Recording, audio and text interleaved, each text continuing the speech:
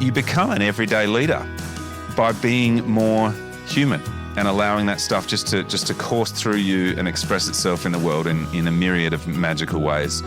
So there's no downside. Ladies and gentlemen, listening, go and enjoy your lives. That's your homework.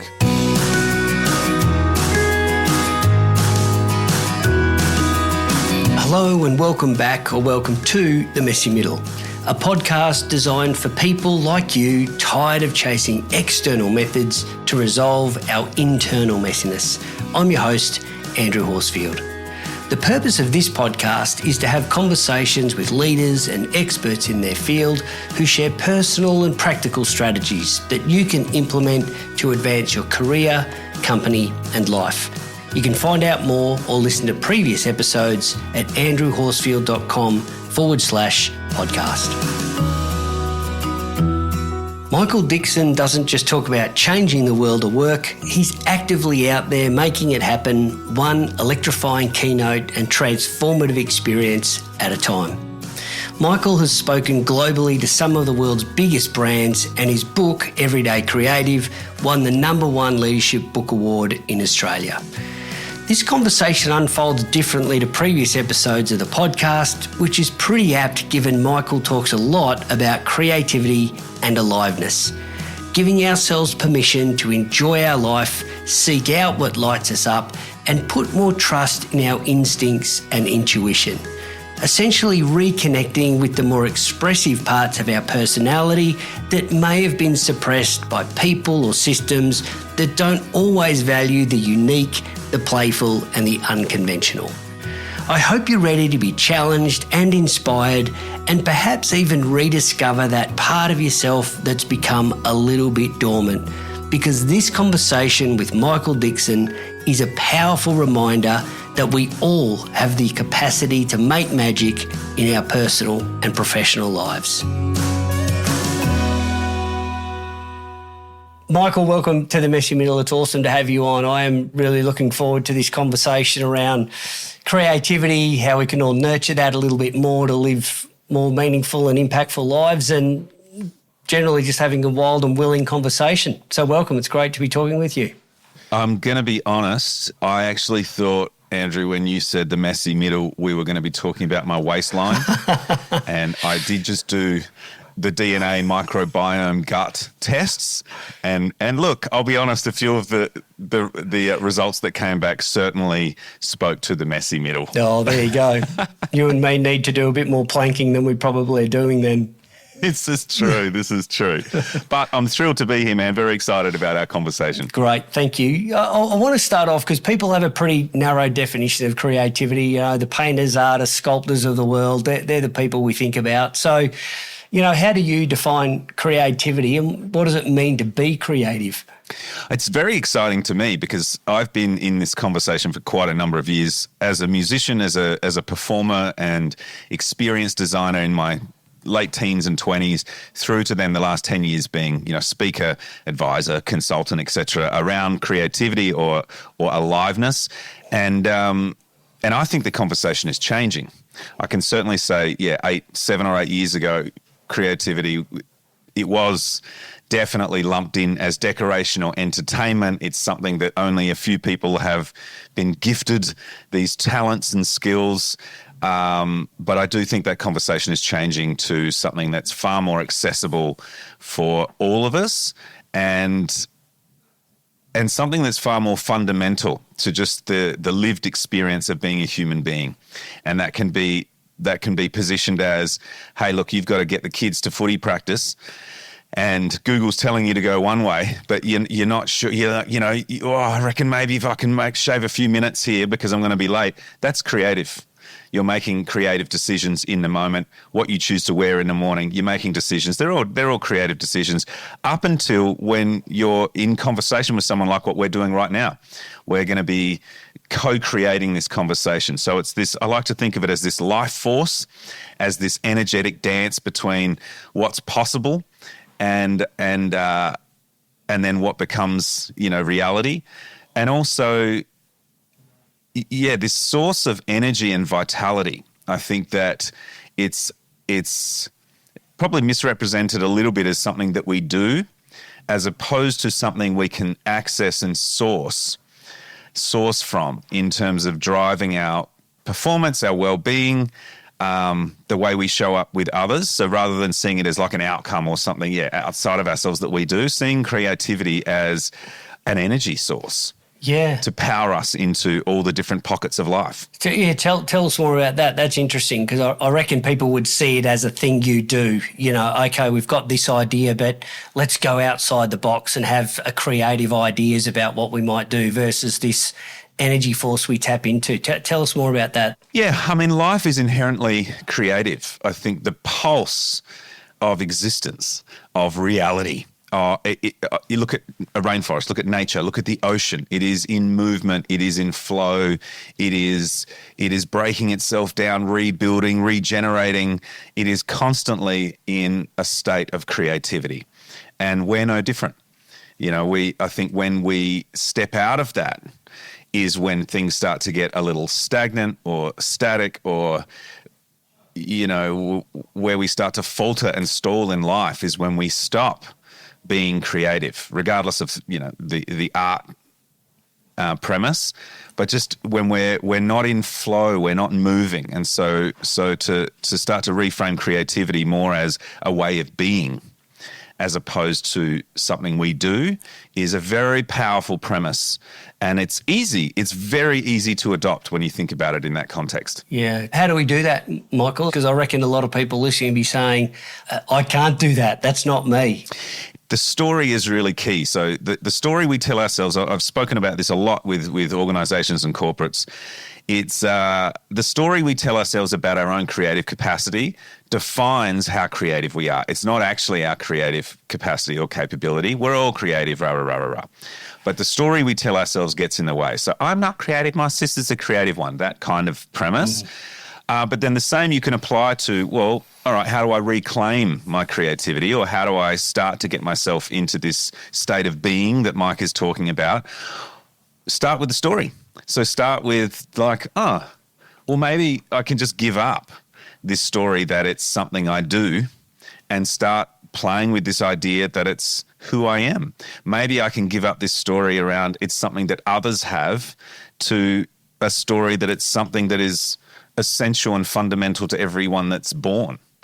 And then, you know, and a step on from that, once we play with that for a little bit, you start to look for different signals in the way that you feel when you're doing things. So you can be doing the dishes and there's a tune on in the background and you're just in flow and you're having the time of your life and you kind of, oh yeah, you're laying the forks down nicely and you seem to be, you know, making music as you're cleaning up the dishes.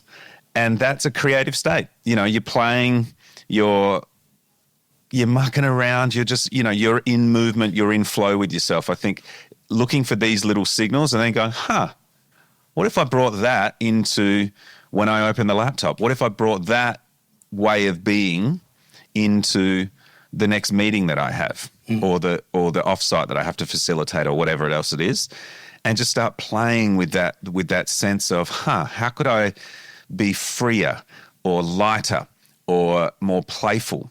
And then something else starts to happen after that where you don't have to do as much thinking at all. There is a sense of flow or in that creative state, isn't there, where there's less restriction, there's less boundary, there's less tightness. How do I know if I'm in that state? Are there things I can tune into to sort of go, oh, yeah, I know I'm here? Because awareness is one of those first things that we need to pay attention to it and then harness it, don't we? Well, yeah, it's a big, beautiful question you're asking because I've just finished a newsletter. Actually, I'm about to hit send on that, and in this newsletter, I started exploring this idea of how we've really outsourced our belief, and we've outsourced our faith, or we've outsourced our trust in our own lived experience. So quite often, I might have some profound experience, or I might have some deep knowing, or there's a feeling in me that feels good. But then I don't trust it, and I've been taught not to trust it. And so then I think, oh, hang on, I better go and do a Google search and find some research on this. Or I need to look to science, or I need to look to a study to either legitimize my feeling or discount it. And then so we've kind of got ourselves in this state where we don't trust our own lived experience anymore. And so when you ask me, hey, what do I look for?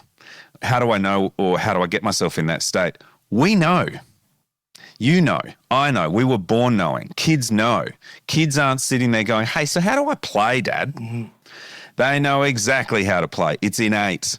And what's happened along the way is that we've stopped trusting, and we've stopped relating to those parts of ourselves. And essentially we've disconnected from those parts of ourselves that come most natural to us, and put us so effectively in this creative state that now we're going, I'm not sure what to look for.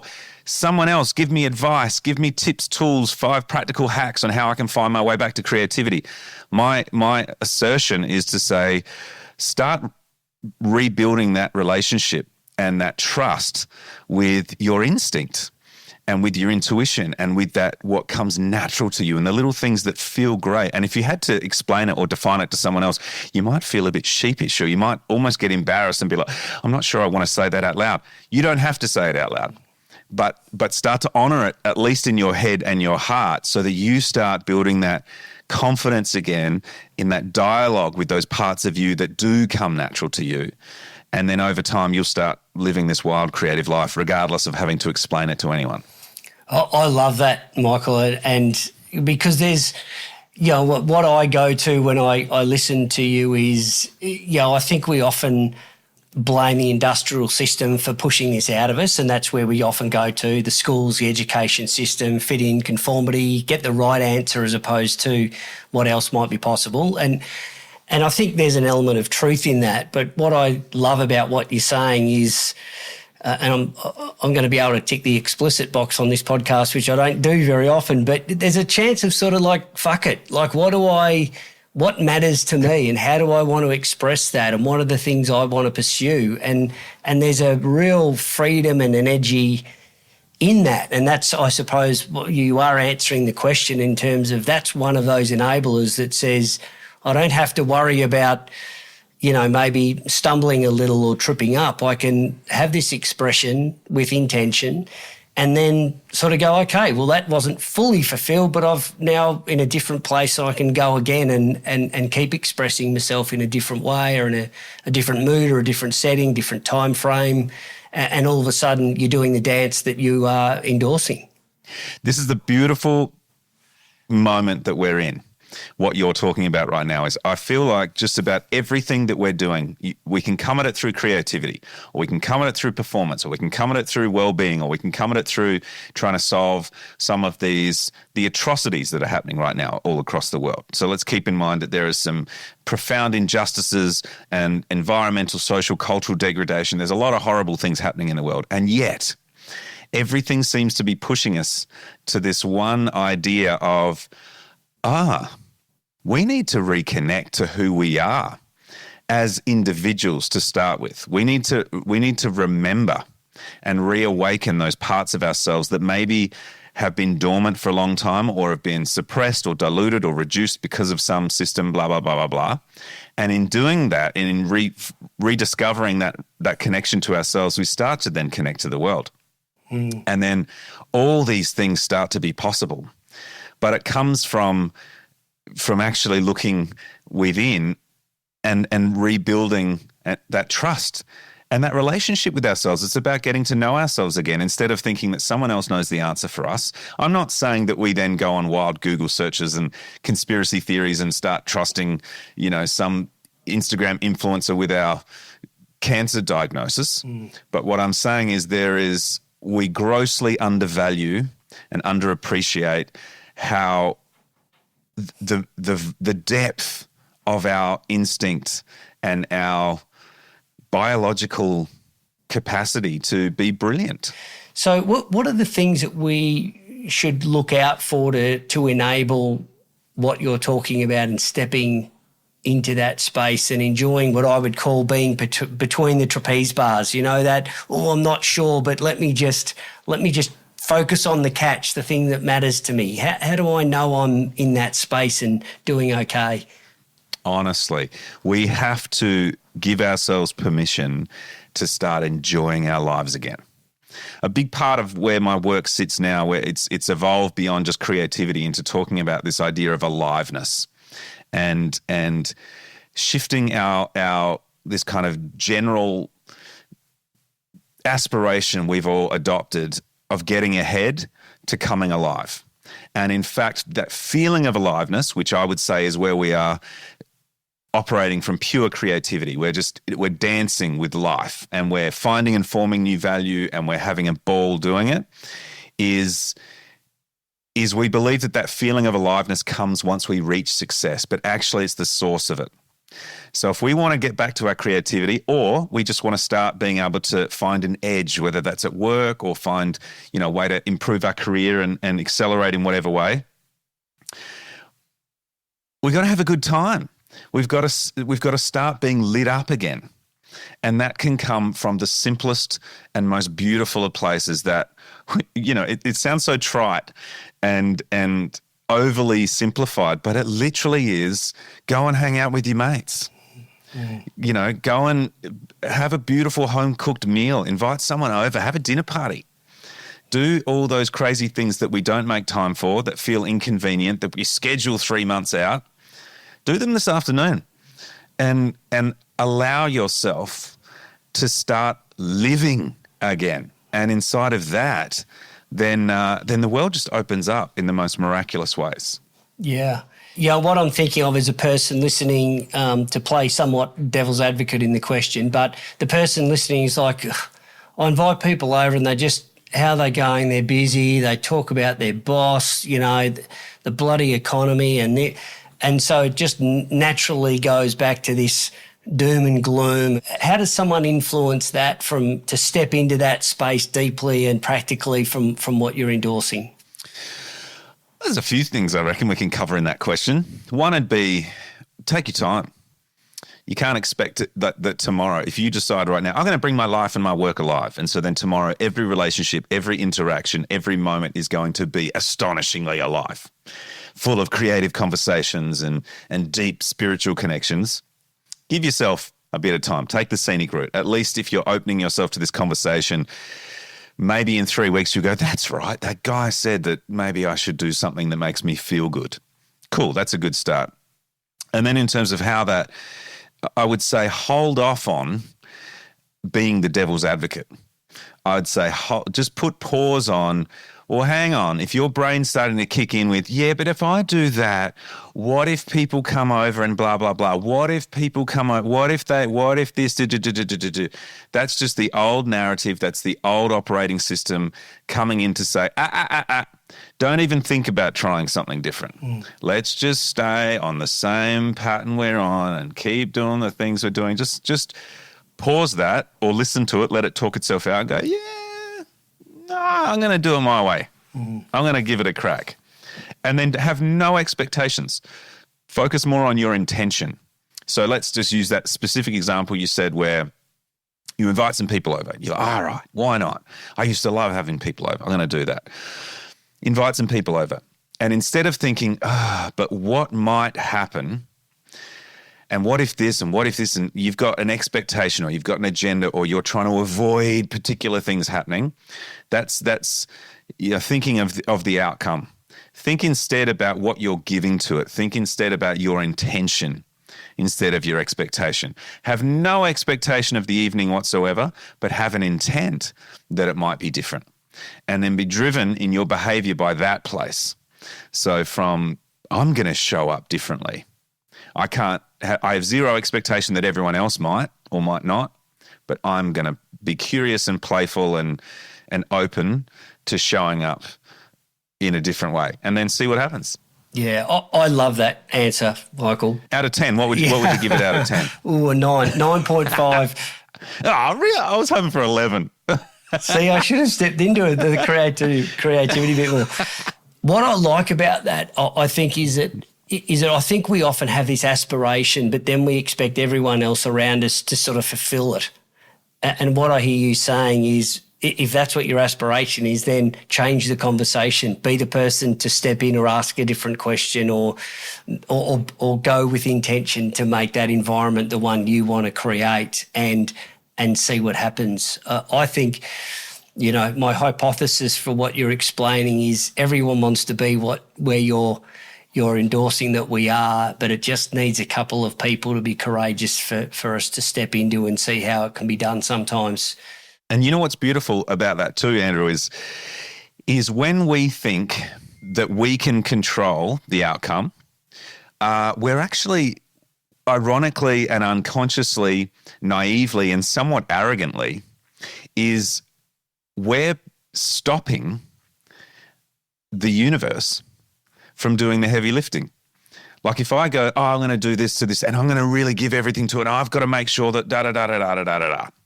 We're completely discounting and undervaluing life, this creative field, the creative source of everything.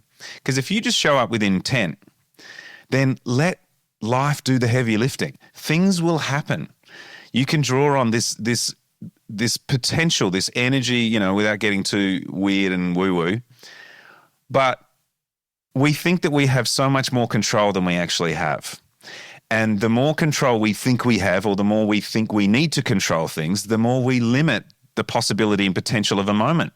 So again, let's keep using this dinner party example. If you show up with intent and you just stay open, I promise you that things will unfold and emerge in that space. The field that you'll create, the atmosphere, the vibe, the energy of that room will become so much more fertile. And like soil, it'll become this rich soil for seeds to grow on conversations that you've never had. You're catching up with someone you've known for 30 years, and suddenly you're sharing things, or they're sharing things with you that I had no idea that you were going through that 10 years ago. Why didn't you tell me? Oh my God, rah. And you haven't even had a glass of wine yet, because you're open to this, and you're inviting in this field. Anyone that's done any work in business, I'm assuming your audience has sat through many an offsite. They've probably been in many a leadership program, all of this kind of stuff. There are plenty, let's say the vast majority, that are profoundly forgettable. You couldn't tell me what actually happened. There was probably a few Venn diagrams. There was some carb-heavy lunch and the brownie that you shouldn't have eaten in afternoon tea.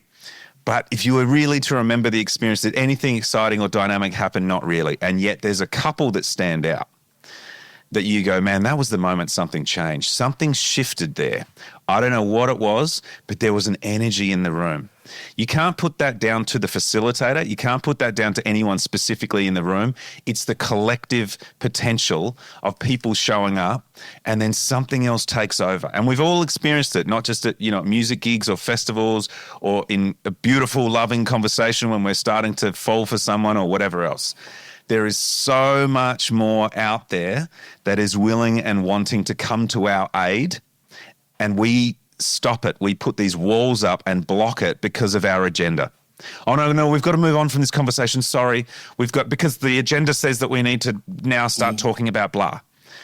But man, we were just starting to get to something juicy.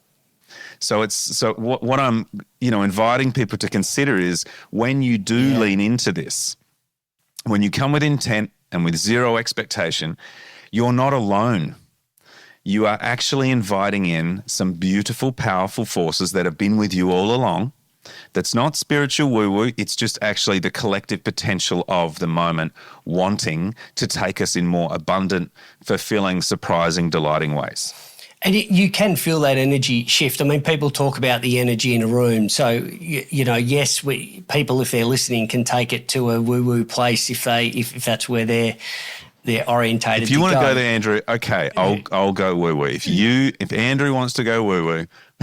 I'd like to get us to an 11.5 if we can by the end of the conversation. I love it.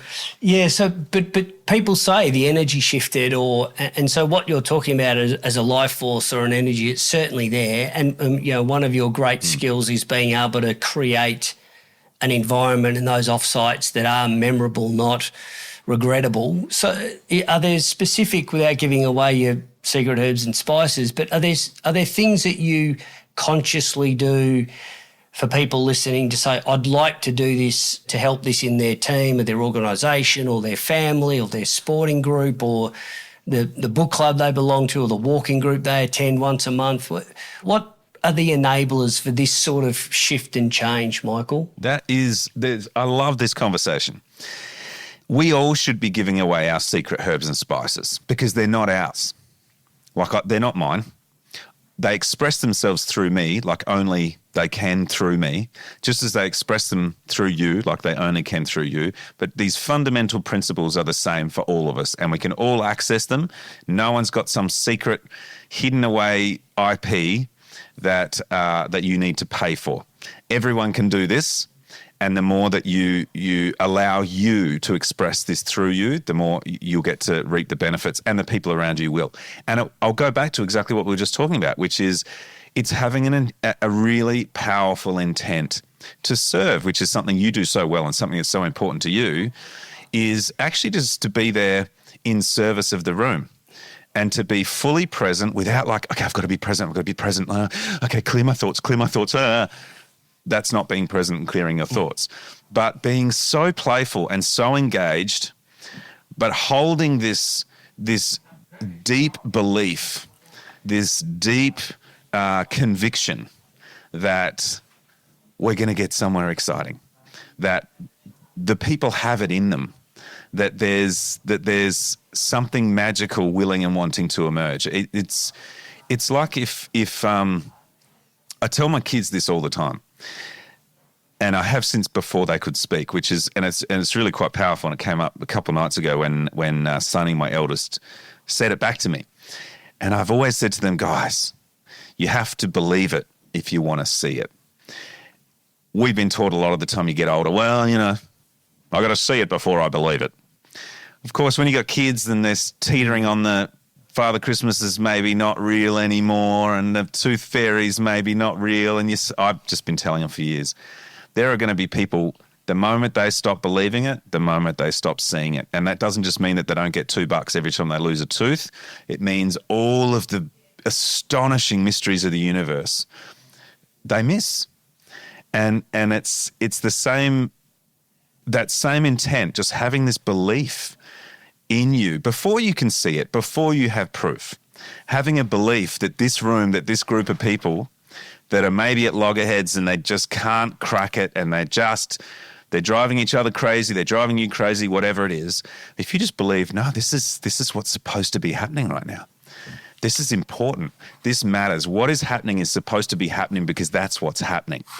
If you have a deeper, I'm not religious in any way, but a faith, this conviction that life wants to be beautiful and life wants to be creative and life wants to be abundant and rich, which I think we saw in COVID. It was so powerful when we couldn't fly around the world and we were all stuck in our homes. It might have been miserable for us.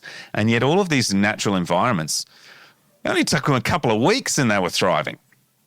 That same thing we can take and go, oh yeah, if we get out of our own way, if we stop trying to implant or impress or force our agenda or our specific outcomes on the circumstances and just be there and be with it and be in the game, magical things happen.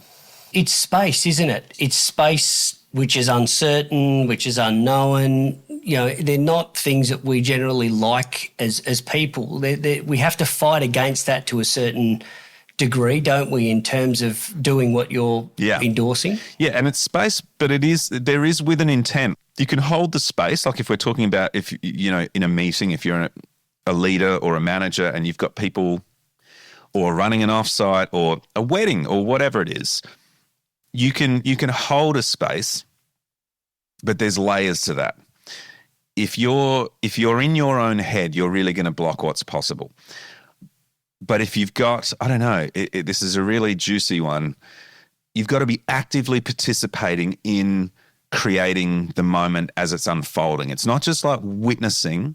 It's not just creating space and letting people talk. And you still have to hold simultaneously underneath it.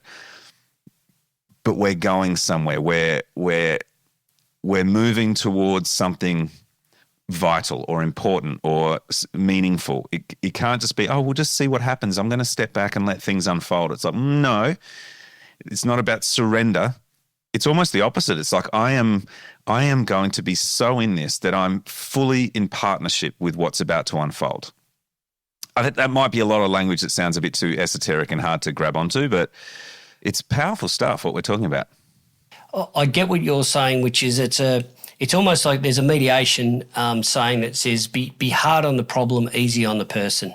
And essentially what it's saying is have a clear direction around there's an issue here that we've got to get to and address, but how we get there and what we understand and what we're open to and the process to get to that destination needs some care and nurture and space sometimes, where it doesn't have to be right step there to step there to step there, and it's tight. And I think sometimes the more we have care about the outcome, often the tighter and more restrictive we get, where really what it needs is more looseness. That's sort of part of the theory I think you're trying to articulate, is that when we've got this difficult thing, rather than keep yanking to try and get looseness, we've got to just loosen it. Yeah, that's really cool. There's layers to this. We have an intent of what we might need in the conversation. Let's make it really practical. We're at work. There's a meeting. We've got to make some decisions. So we know we need to make decisions. We don't know what the decision is going to be just yet. We don't want to go in with just a yes or a no or a black or a white. We're going to see what unfolds, but we do know we need to make a decision by the end of this meeting. Cool. So we go into that with an intent. And if our intent is, and I think this is universal, absolutely fundamental, if your intent is life-centric, if it's about mutual benefit, if it's about like an ecosystem, like a rainforest, like the Great Barrier Reef, if it is in service of more life at a big core premise, bringing that back to whatever we get out of this meeting or whatever decision we make needs to be life-centric. It needs to lead to more abundance or more creativity or more life as an outcome. Then that's where the magic happens. How we get there is irrelevant. That's the fun part. But if we can have that as the intent, that's when we start to access this field, this other energy, this other potential. If we're going in and really, if we're honest with ourselves, our intent is, I want to get the most out of this for me. I've got an agenda here. I've got, we see politicians all the time, da-da-da-da-da. So why the world we've got is going through a pretty difficult time right now is because really, are they really thinking about life-centric stuff? We've got the science. We know what we need to do. When it comes to climate policy or this or that, we've got some very, very smart, very intelligent people that are like, hey, we actually just need to do this, this, this, this, and this. And we can all be living we've got enough food. Yeah, we've got a lot of people on the planet. We can make this work. We can actually do it pretty quickly. We've modeled it all out. But what's in the way is actually that the decisions are not always life-centric for the people in power. And so then, things don't move forward. Yeah. This may be counterintuitive to what we're talking about, but I'm wondering, are there frameworks or models or processes that, because it sort of goes into of trying to harness this so that people listening have a sense of, and that's counterintuitive because we're saying let it be a little bit free, not push it into a model or a 5-step process. But I'm just wondering, from your experience, are there things that help this process? So a really great framework, or I would say maybe a lens, a context or a way of thinking about accessing your creativity, it's in the investment that you've made prior to the moment you need it. So don't think about, okay, what's a process I can follow in this meeting? I can open up my book of notes and go, right, I want to get this creative framework and follow it. The framework you should adopt instead is spend more time in nature, spend more time engaging with the creative arts, spend more time reading fiction, spend more time doing all the things that you don't have time for or that you see as superfluous or inconvenient or, esoteric and fluffy and have no value. Build that into your subconscious. Build that into your way of being so that when you then get in that meeting, it comes through like a fire hose. The thing that we've got wrong about creativity is that, oh, cool, isn't there some process that I can follow, la, la, la, la, la. It's like, well, maybe, but your whole being, to be brutally honest, let's just go there, is dull, is numb, is fatigued, hasn't been inspired in 10 years. It's not full of interesting, diverse inspiration. So you're coming at this problem or this challenge expecting to be creative, and yet you've brought along a couple of bucks and, a half-eaten ham sandwich.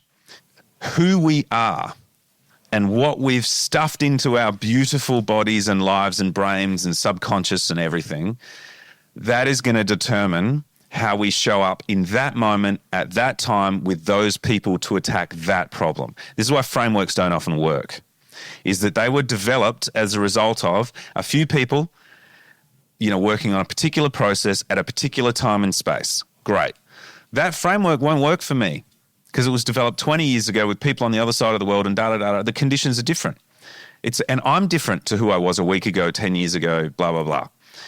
What we need instead is to start with this fluidity, this energy exchange, to be fully present and open and to start making connections with one another. And then out of those connections, a framework might emerge that will be relevant to that moment. So the process or the framework I'm giving or the anti-framework I'm giving is to live a wild life, Andrew. Isn't that the best prescription for being successful at work that you've ever heard? Yeah. Go and have a wild life and then you'll be more successful at work. But I think what it does, it almost goes full circle for our conversation because where we started was about people tapping into this themselves. And I think what you're saying is we keep looking outside, how do I be more mindful? What app do I need? What process do I need? And I think that, that's part of the courage of doing it. There's a great book called Lessons from Da Vinci. He was a genius in so many different ways. And the book in itself is about his life, but there's a section for about the last third of the book about how do you live like Da Vinci. It was about him sensing, noticing things, drawing things, savouring food and slowing down. I mean, there's a whole lot in that itself that as you're saying, do that. And life just starts to open up with a whole range of other possibilities because you're just more present and you're able to notice more things and more possibilities emerge. It's a really good point, Mykel. This is the best part of it. You can look at all of the most brilliant minds, all the authors that wrote some of the greatest works, all the musicians, la, la, la, la, la. And so many people have written books and research about their creative practice, about their daily routines. All of them. Every single one without fail would do some deep work and then they would put down the tools and they would walk in nature.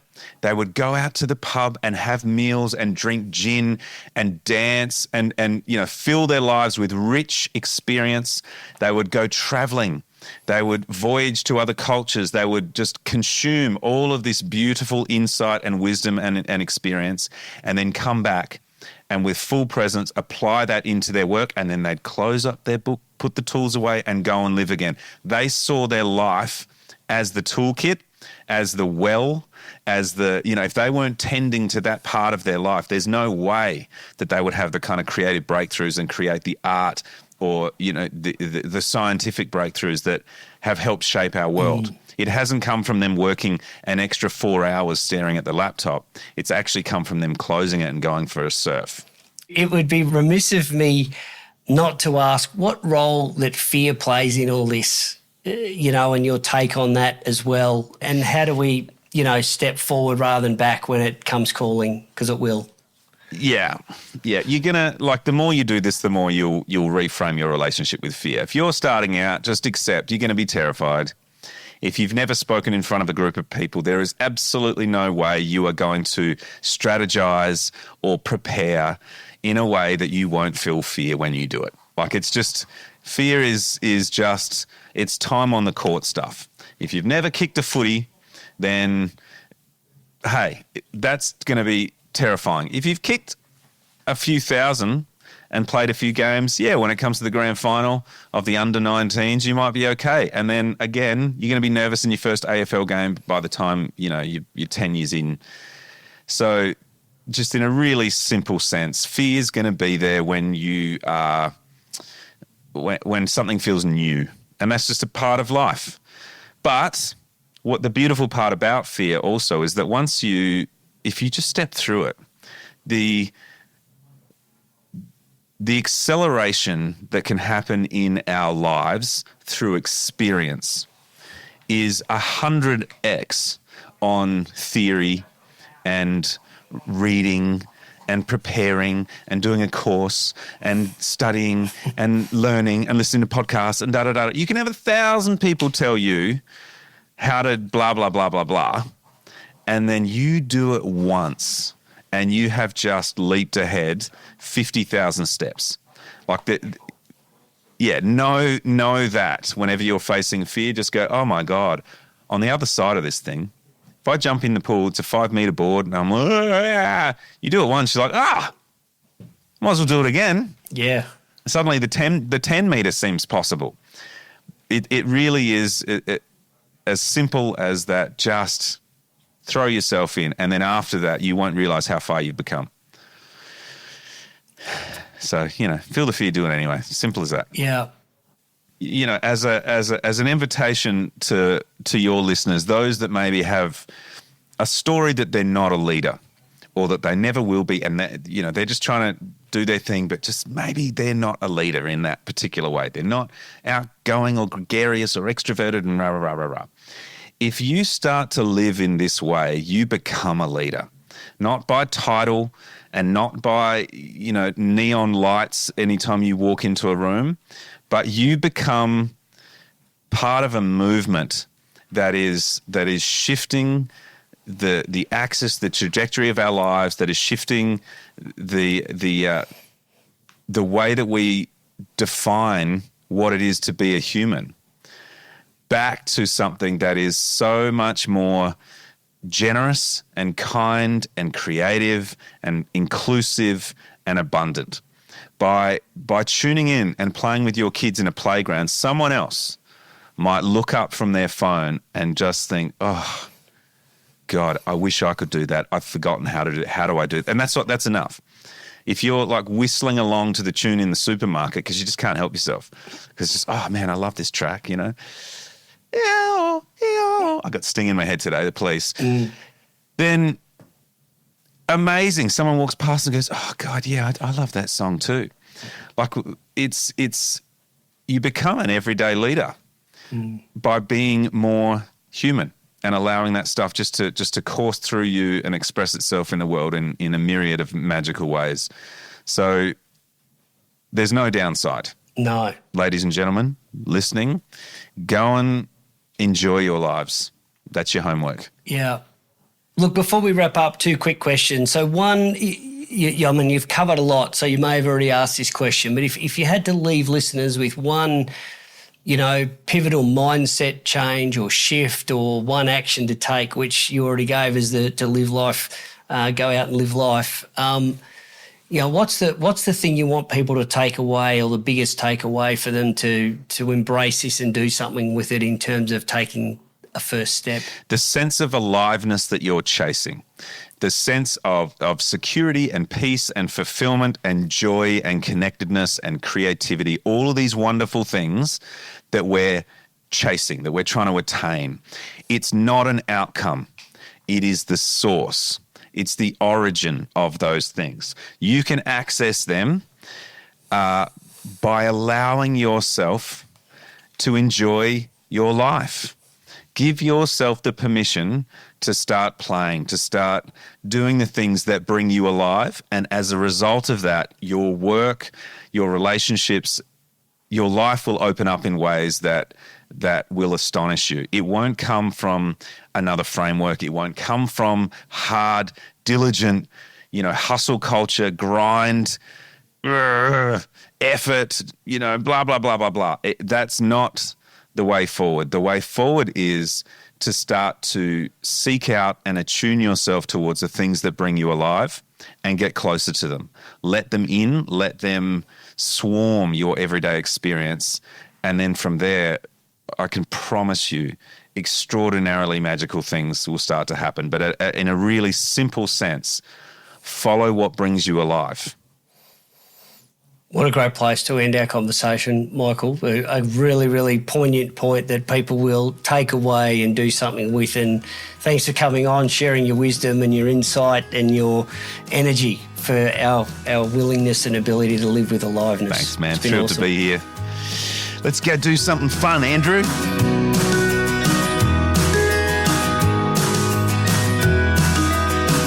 Two quick things before we wrap up. If you've enjoyed this episode and want to access the full list of show notes or explore some other episodes, simply visit andrewhorsfield.com. And please consider forwarding this episode to someone that you think would benefit. It will not only be appreciated by the person you choose, but help spread the word and amplify the impact I'm trying to make for the podcast. Thanks for listening.